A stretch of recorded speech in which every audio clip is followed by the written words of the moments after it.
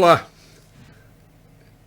hoje vamos continuar procurando saber como será o mundo depois do Covid-19. É claro que exercícios de futurologia não são proféticos, são opiniões baseadas em certas tendências e que, inclusive, não apenas tendências que se percebe, mas coisas que estão já sendo planejadas e que pode-se falar como um planejamento para o futuro, para o novo normal. E eu quero explicar aqui que normal, quando eu falo, eu não estou usando o sentido de valor, eu estou usando o sentido de as normas que vão mudar. As normas que mudaram na Primeira Guerra, da Segunda Guerra e agora. Um assunto interessante que me perguntaram, mas eu não vou poder entrar nisso agora, é por que antes as guerras não mudavam tanto as coisas. Mudavam, não tanto. Mas, por exemplo, as guerras napoleônicas, a Europa mudou radicalmente depois das guerras napoleônicas. Radicalmente, muito. Mas vamos ficar modestamente no nosso século XX, XXI, modestamente é brincadeira, e vamos ver então o seguinte, para chegarmos ao que pode vir a acontecer, é preciso retornar um pouco atrás. Naquela normalidade ocorrida, na norma ocorrida, depois da Primeira Guerra Mundial, eu deixei de propósito para falar dessas organizações em conjunto, as duas, foi criada dentro daquele espírito de paz universal, kantiana, mas que foi elaborada nos 14 pontos de Woodrow Wilson,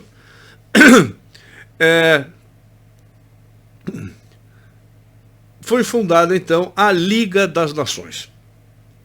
A Liga das Nações foi uma tentativa, a meu ver, ingênua, de realmente conseguir a paz mundial eterna, como Kant sugeriu, e o Woodrow Wilson também acreditou que seria possível, desde que houvesse boa vontade, homens de boa vontade no mundo inteiro, que a Liga das Nações serviria para dirimir os conflitos, etc., antes que eles explodissem e tal. Só que, como nós sabemos, não deu certo. Mas esta experiência foi muito bem estudada, principalmente por uma das organizações mais importantes que funciona no sentido da elaboração e estruturação de um governo mundial, que foi o Council on Foreign Relations, que foi fundado logo depois da guerra, em 1921. Foi fundado pelo Royal Council of International, não estou lembrado exatamente, Relations, Royal Council, que fundou uma espécie de co-irmã nos Estados Unidos, que foi o Council on Foreign Relations. Essa entidade britânica, Royal Institute for International Affairs, lembrei. Ela mudou de nome para Chatham House. Então, pós Segunda Guerra Mundial, baseado na experiência daquela ingênua organização Liga das Nações, que foi muito bem estudada pelo Council on Foreign Relations e outras organizações similares, todas elas financiadas pelas grandes fundações, instituiu-se então uma nova organização, as Nações Unidas, já baseado naquilo que deu errado. Agora não temos que fazer diferente. A primeira não tinha a intenção de se transformar num governo mundial, ou de criar um governo mundial, mas sim de um centro de discussões e debates aonde as divergências poderiam ser acalmadas sem haver guerra. Ao se fundar as Nações Unidas, já se viu que isso era uma situação impossível. A paz universal, eterna, é impossível, é utópica. Embora não seja explícito,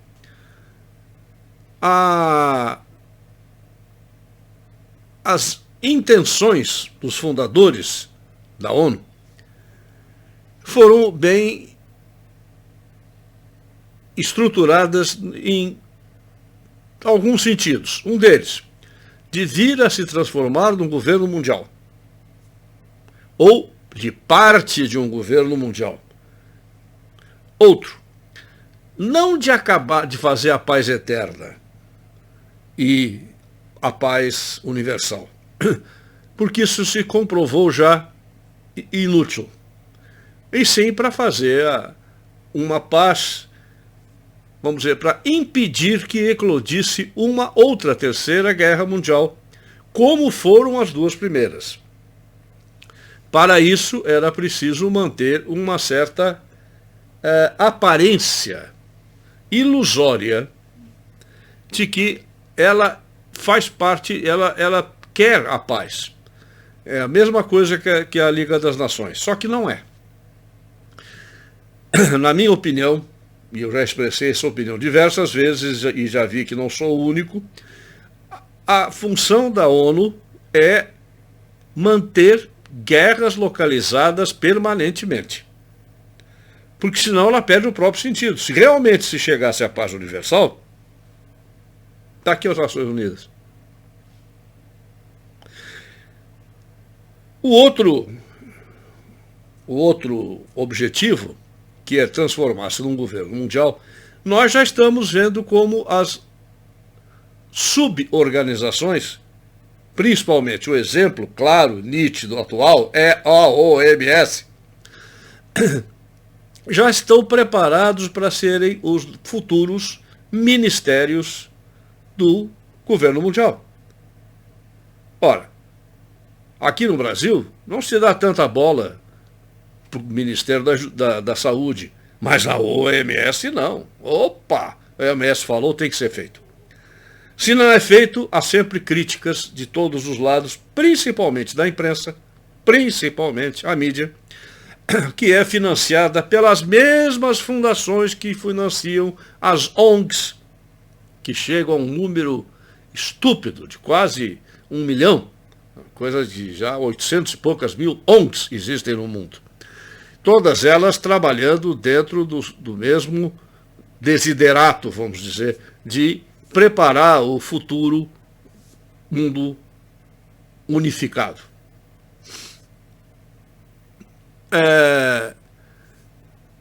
Então, é isso que nós temos tido. Porque paz as Nações Unidas não fizeram. E pelo contrário, o que elas fazem, o que as Nações Unidas faz foi o que foi feito da Guerra da Coreia, que foi a primeira guerra comandada pela ONU,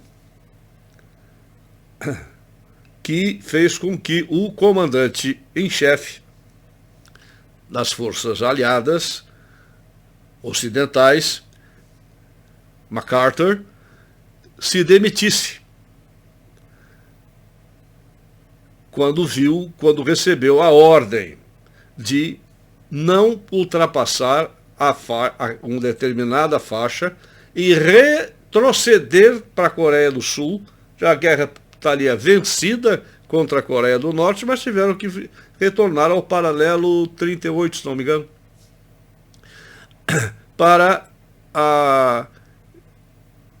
terminar a guerra sem vitória, que era o velho plano de Woodrow Wilson. Isso sim está sendo usado. A paz sem vitória. A paz sem vitoriosos e perdedores. Ora, dizendo a famosa frase dele, "In war, there is no substitute for victory", na guerra não existe substituto para a vitória, ele se demitiu, pulou fora. Então, é preciso ter claro que a ONU não pretende fazer a paz. Ela pretende, isso sim, transformar-se num governo mundial que a paz futura seria baseada no totalitarismo. Dito isso, levando em consideração o que eu falei, de que já estamos em plena Terceira Guerra Mundial, e aí sim, eu creio que não vai haver um conflito, como houve na Primeira e na Segunda, um conflito generalizado, porque os conflitos estão localizados. E o conflito generalizado já é, hoje em dia, de outra ordem. Vamos ver aqui a declaração de Christopher Malm, que é um editorialista sueco, progressista, quer dizer, de esquerda. Ele disse o seguinte: houve um momento em março de 2020 em que muitos de nós do movimento da justiça climática sentimos um certo grau de surpresa ao descobrir que os governos da Europa e de outros países estavam preparados para fechar basicamente todas as suas economias num esforço para conter a pandemia. Isso é impressionante, dado que os mesmos estados jamais haviam contemplado empreender qualquer tipo de intervenção na economia em prol da crise climática. Crise climática, que é uma invenção. Pandemia, que é uma invenção. Também. A razão para essa diferença de resposta é que o coronavírus atingiu proporcionalmente os ricos, enquanto os efeitos das mudanças climáticas parecem que nunca atingem os ricos. Não é verdade? Ora, os efeitos da mudança climática são sempre sentidos. Os efeitos que não existem, mas os ricos não dão a menor bola para isso. No entanto, nessa coronavírus, atingiu principalmente as classes mais abastadas. Então, diz ele, é um momento em que podemos dizer aos governos: se vocês conseguiram intervir para proteger do vírus, também podem nos proteger da crise climática, cujas implicações são muito piores. A conjuntura atual, portanto, nos oferece uma oportunidade de nos opor ao retorno dos negócios. Vejam bem, opor ao retorno dos negócios, como de costume, pressionar pela transformação da economia global e pelo lançamento de algo como um New Green Deal.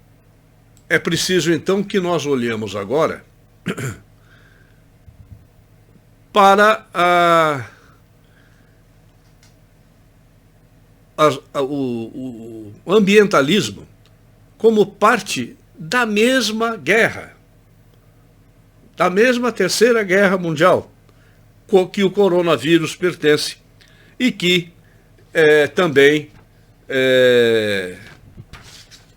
essas manifestações, esses distúrbios de rua, Antifa e outros, Black Lives Matter e etc., que estão também se espalhando pelo mundo todo. É o mundo inteiro falando de problemas climáticos, é o mundo inteiro com coronavírus, é o mundo inteiro com esses distúrbios de rua. É muita coincidência, não é? Mas não precisa pensar nisso. Não precisa nem tentar entender, mas não pode ser coincidência, porque só basta ver quem financia. As mesmas fundações financiam. As mesmíssimas grandes fundações financiam o movimento ecológico, ambientalista, financiam a OMS e toda a pandemia planejada, o L é de pandemia planejada, e também esses distúrbios de rua. Tudo isso são os mesmos. Então não é possível que se são as mesmas pessoas, que as mesmas organizações que financiam tudo isso, é óbvio que tudo isso está dentro da mesma estratégia. Não é? Ora, além de ser muita coincidência que aconteçam essas coisas quase que ao mesmo tempo, é uma única, são fontes, não uma única não, mas são as mesmas fontes de recursos que financiam todas elas. Então, é óbvio que pensemos assim. Num estudo chamado Report of the Iron Mountain, que não era para ter sido divulgado, mas um dos seus participantes, eram 15 estudiosos, ligados em parte ao Council on Foreign Relations, mas não só, Bilderberg, etc. Esse estudo mostrou também que o aquecimento global, a depressão do ozônio, o desflorestamento e, principalmente, o crescimento da população, crescimento malthusiano, são os 4 cavaleiros do Apocalipse, de um Apocalipse do século XXI. Na medida em que a Guerra Fria perde importância, o ambiente, environment, se torna a preocupação de segurança internacional número 1. Isso foi dito antes de aparecer a pandemia. Na busca de um novo inimigo para nos unir, nós chegamos à ideia da poluição. A ameaça do aquecimento global, falta de água doce, fome e qualquer outra coisa que preencha os nossos desejos. Todos esses perigos são causados pela intervenção humana. Então, nós aqui podemos dizer claramente o seguinte: nós falamos sempre, ou sempre se fala, eu não sou, hoje em dia não muito, no comunismo, nazismo, fascismo, todos esses males que ameaçam o mundo. Mas todos esses males que ameaçam o mundo, todos eles têm algo de humanístico. O nazismo, que quer acabar com os judeus para defender o puro sangue alemão, o comunismo, que quer acabar com a burguesia para estabelecer a ditadura do proletariado. Humanos contra humanos. Quer dizer, há humanos que são inimigos de outros humanos. Mas aqui o que eles realmente dizem é o seguinte: o inimigo agora é a própria humanidade. Notem bem que não existe uma parte da humanidade que não seja inimiga. Todos somos. Agora, se seguirmos as normas que nos indicam os ambientalistas, os dominadores do clima, então nós vamos... A guerra esse apocalipse não vai acontecer, porque nós é que estamos destruindo o nosso planeta, a Pachamama, como diria o Bergoglio. Agora, uma das coisas que é necessário nesse sentido é uma radical diminuição do número de habitantes do planeta, dos emissores de CO2. Não só da emissão por respiração, mas pelas máquinas que nós inventamos, por tudo isso. E então, uma das coisas que é necessário é que este inimigo seja não dizimado totalmente, porque eles não são suicidas, mas dizimados em grande parte. Há planejamentos, e isso nós vamos estudar em outros vídeos mais adiante. Tá mais ou menos programado aqui que se faça isso. Quais são os riscos desse movimento ambientalista. Mas agora eles verificaram que eles não conseguiram criar o terror que a coronavírus criou. E eles estão dizendo, mas olha aí, este é o momento. Num programa anterior, eu falei que esse é o momento do reset. Né? Era uma janela importante para fazer o reset do mundo. Resetar o mundo. Mas isto, como? Aí é que está. Uma das coisas é exatamente manter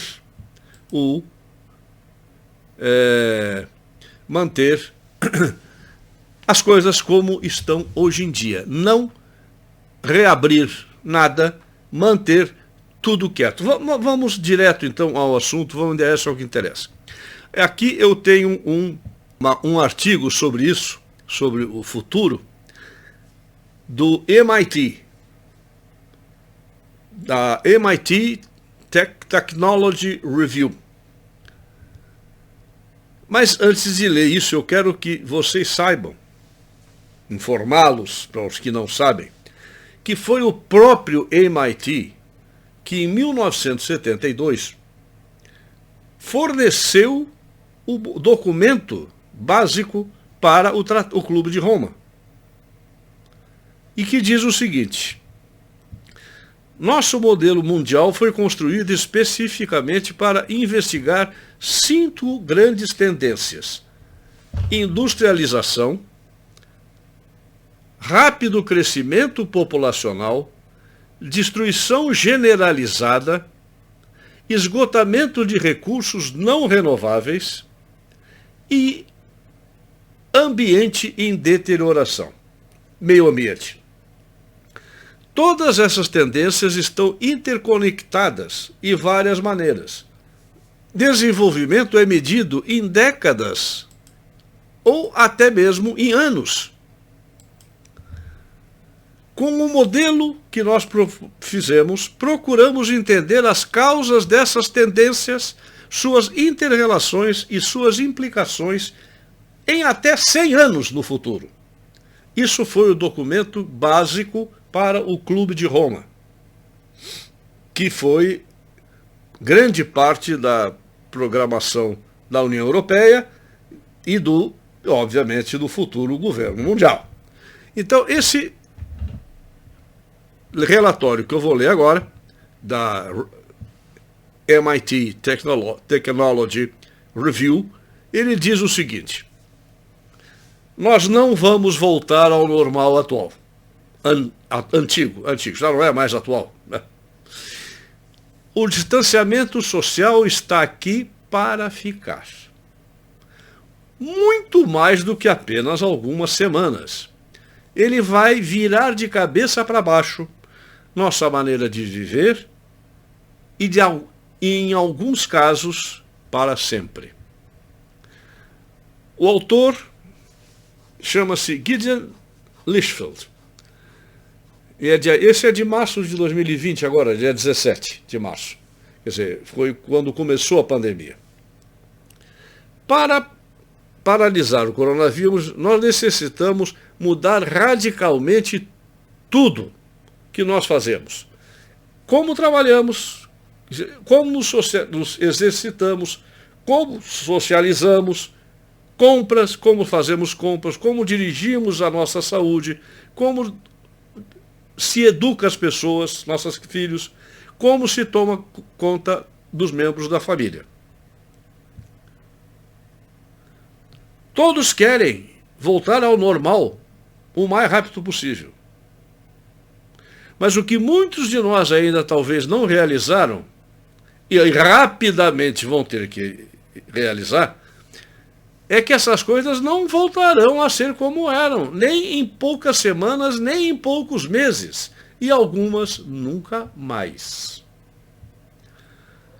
Então vejam bem que eu não estou fazendo um exercício de futurologia, eu estou dizendo o que pretendem essas pessoas que tenham a importância que tiveram no Clube de Roma, que não é o momento agora para entrar nisso, mas podemos falar outra vez, em outra oportunidade.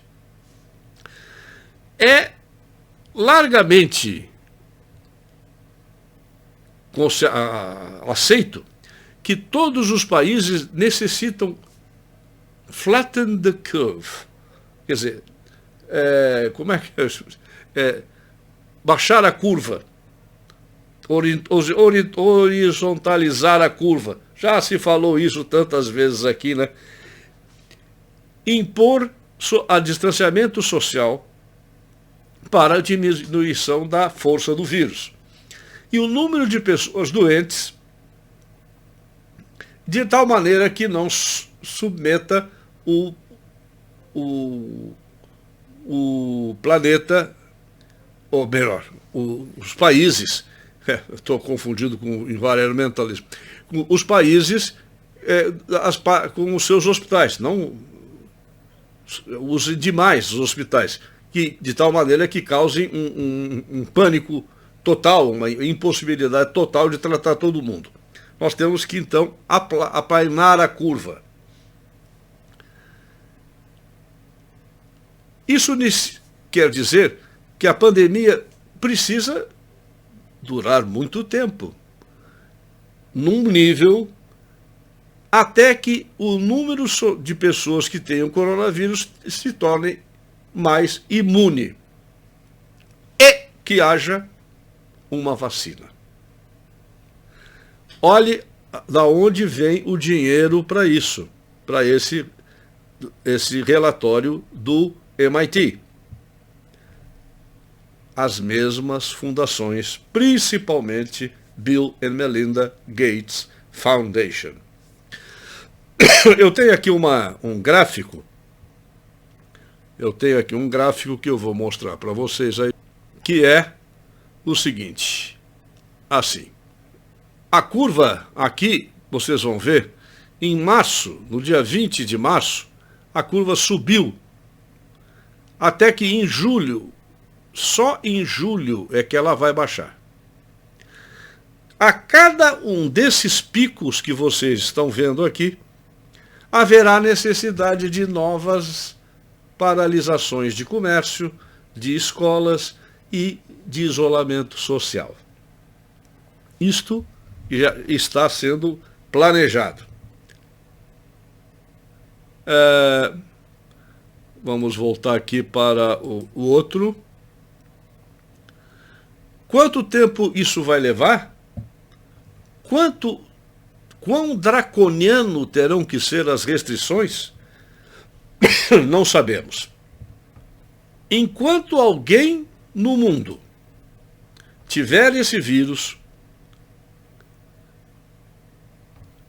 novos surtos podem aparecer e recorrências sem que haverão se não existir um controle absoluto para contê-las. Num relatório do Imperial College, lembram?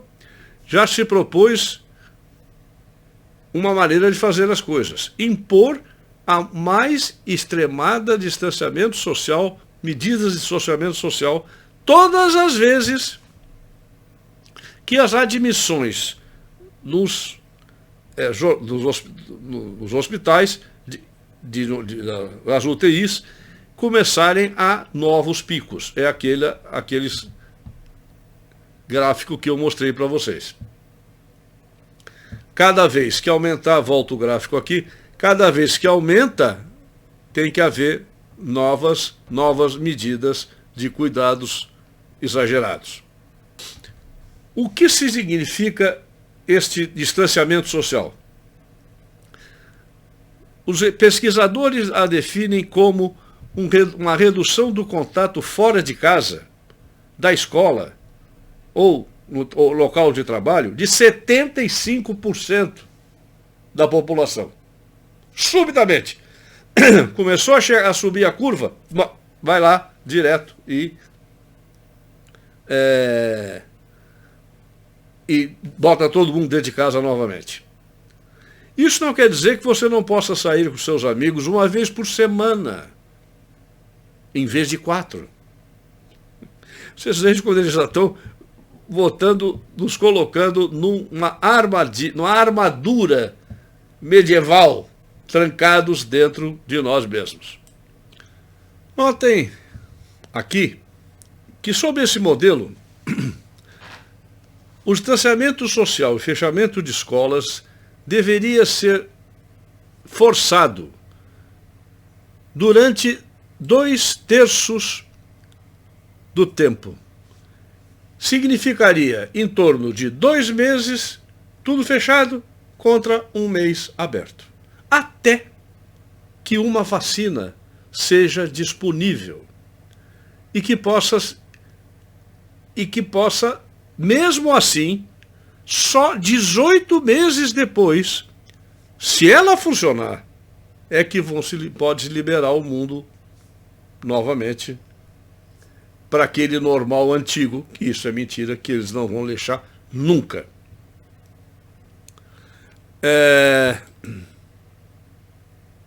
Isso não é apenas uma projeção de uma ruptura temporária, não.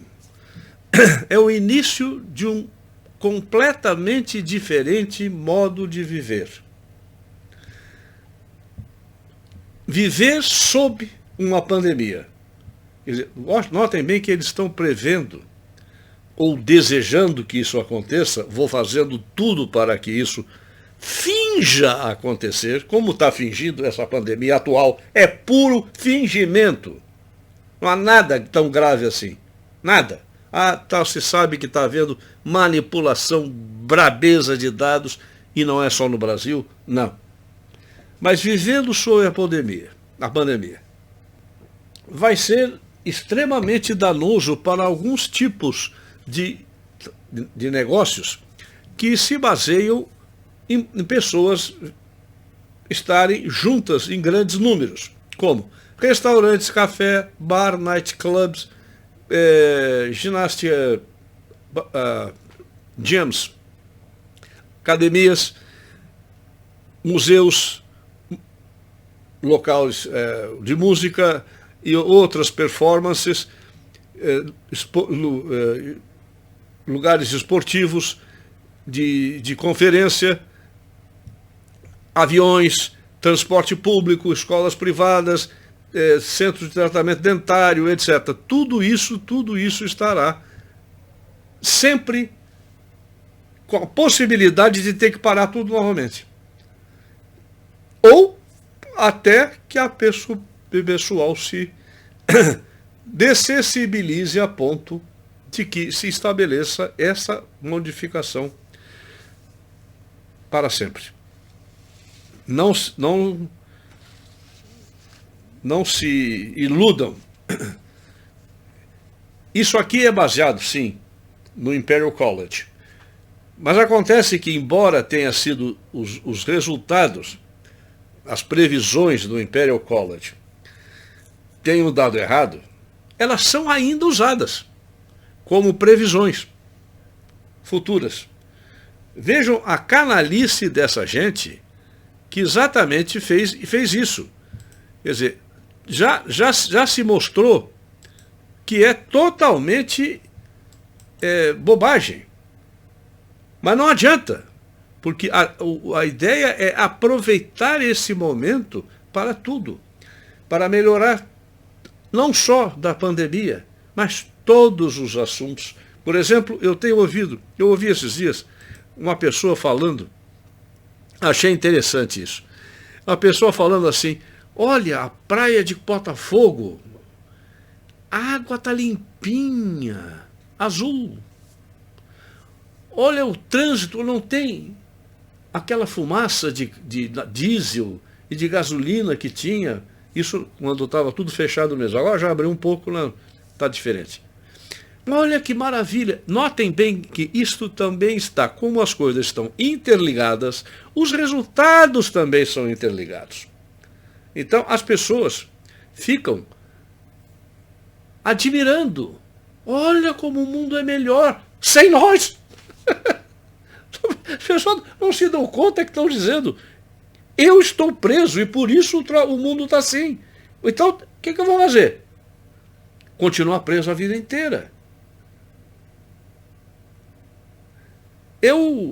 Existe aqui várias coisas que eu gostaria de entrar, como, por exemplo, que o problema que nós temos pela frente não é mais enfrentar comunismo, fascismo, nazismo. Não adianta. Tem gente que vai dizer assim: não, isso é coisa de comunista, tudo isso é coisa de comunista. Não é. Não é. Não é. Os comunistas gostariam muito que isso acontecesse e eles estivessem lá, em primeiro lugar, mandando. Mas, pelo que se sabe, até tem aqui um autor muito interessante que ele diz o seguinte: os comunistas, os nazistas, os fascistas, esses antifas e tudo isso, serão os idiotas úteis da tecnocracia que vai se estabelecer. Isso é assunto, essa questão de tecnocracia, será um assunto para um próximo vídeo, não vai caber hoje. Mas eu queria falar algumas coisas que têm a ver com medicina, porque é a minha área. Haverá certamente mudanças muito grandes, tanto nos governos, quanto na medicina, como nas leis. Mas na medicina, que é o que me interessa aqui, eu já tenho percebido isso, essa tendência tecnocrática, e tenho até falado isso aqui. Eu aprendi, e até pouco tempo atrás os meus médicos eram médicos antigos, como eu, ou mais até. Meu cardiologista deve estar com 90, ex-cardiologista, porque eu parei de trabalhar, não vou mais à Zona Sul, tive que trocar de médicos, todos. Então, mas deve estar com mais de 90 anos. Então, eu aprendi assim e eles faziam assim. O que é uma consulta médica? Ela tem duas partes. Primeira é o que se chama de anamnese. É saber, tem até fichinhas assim para a gente começar a contar, começando a aprender, lá no 3º, 4º ano médico. Depois a gente bota isso de cabeça, vai logo. Mas assim, queixa principal. Sintomas que o paciente refere. Há uma diferença. Sintoma é o que o paciente diz. Sinais é o que nós percebemos. Então, o paciente se queixa disso, daquilo, a queixa principal. Vai lá. Agora, segunda parte da consulta. Exame físico. E eu sempre aprendi que mesmo em qualquer especialidade, o exame físico deve ser completo. Deve saber auscultar pulmão, auscultar coração. Não ser cardiologista e auscultar aqueles barulhinhos todos a mais, que são 5 ruídos diferentes. Só ouvido de cardiologista, bom. Mas saber ouvir a sístole e a diástole, ao menos nos pontos principais, exame do abdômen, exame dos membros, tudo. Hoje em dia já não é mais assim, não. Hoje em dia, o sujeito fala, conversa, tal, e aí pede um monte de exame. O exame, no meu tempo, como eu aprendi, eram exames que se chamavam complementares. A ideia era chegar a um diagnóstico, ou ao menos a uma hipótese diagnóstica, na consulta, através da anamnese e do exame físico. Isso, pelo que eu estou percebendo ultimamente, acabou. O diagnóstico é feito agora pelos exames. E esta é a tendência.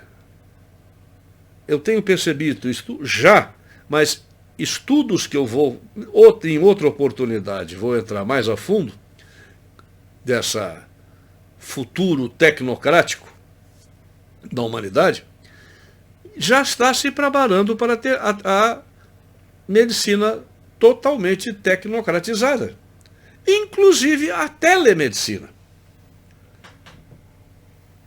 A telemedicina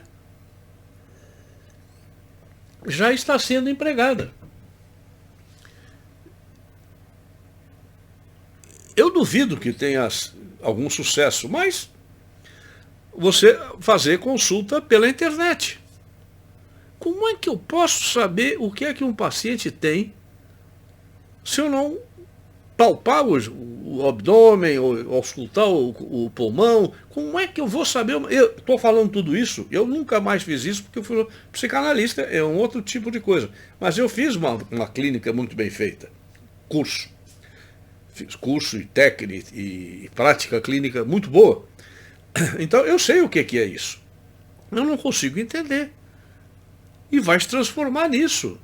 Ele pega, digita no computador: doutor, eu estou com uma dor aqui, faça tal exame. Aí manda os exames pelo computador, o cara olha e já atendeu. E aí? Como é que vai fazer exame ginecológico? Por exemplo, especialidade ginecológica. Como é que o otorrino vai olhar a garganta do sujeito, as narinas? Como? Vai mandar fazer exame. O cara vai ter que fazer um exame com máquinas e depois no computador dar uma olhada. Não acredito que isso seja possível, fazer uma boa medicina assim. Eu creio que uma das coisas que vai cair muito, apesar do avanço, serão os bons diagnósticos. Mas esta é a tendência que está sendo que eu já estou percebendo isso aqui como paciente. Como psicanalista, eu também me surpreendi. Já em 1999, eu fui aos Estados Unidos, na Boyer House Foundation, que eu era consultor clínico, e lá uma vez um grupo, que eu fui lá, pago, eles pagam muito bem, aliás, fazer grupos e conferências e tal. E num desses grupos, uma moça me apresentou um caso de foniterapia. Eu digo: peraí. Como é que é isso? Isso em 99, fazem 21 anos. Foniterapia. Porque as cidades são muito grandes hoje em dia, então as pessoas não têm tempo de vir várias vezes no consultório, então a gente faz, às vezes, uma sessão presencial e 2 ou 3 por telefone. Paulo, ultimamente tem havido a tal de fazer pelo... Como é? Pelo computador. Agora tem coisa nova, até tem o Zoom. Antigamente só tinha como era? O Skype. Eu não consigo entender como é que uma pessoa... É possível, na minha especialidade, o contato humano. É absolutamente essencial. É absolutamente essencial. Porque existe uma coisa que pouca gente sabe, mas que nós temos que aprender na minha especialidade: existe comunicação inconsciente. A comunicação não é apenas consciente. Há uma série de coisas que se passam durante uma sessão que não são totalmente conscientes. Por isso é que nós podemos ajudar os pacientes. É entender aquilo que não é consciente. Como é que isso vai se passar através do computador? Não. Eu não lo creio. Mas acho que este é o futuro do mundo. Um outro ponto que me toca muito é este isolamento social. Olha,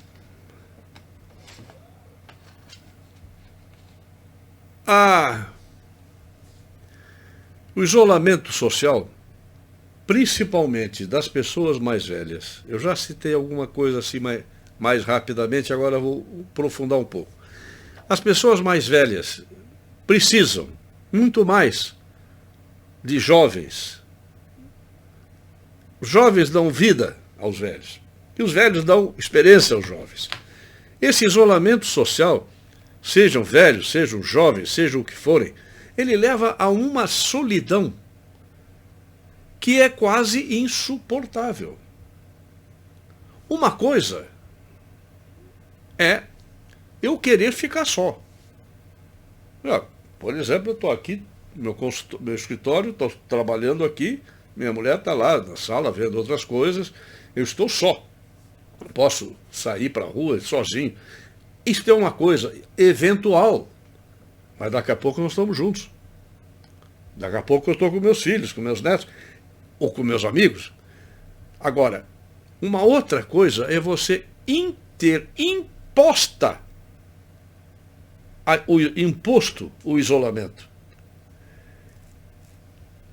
Essa solidão,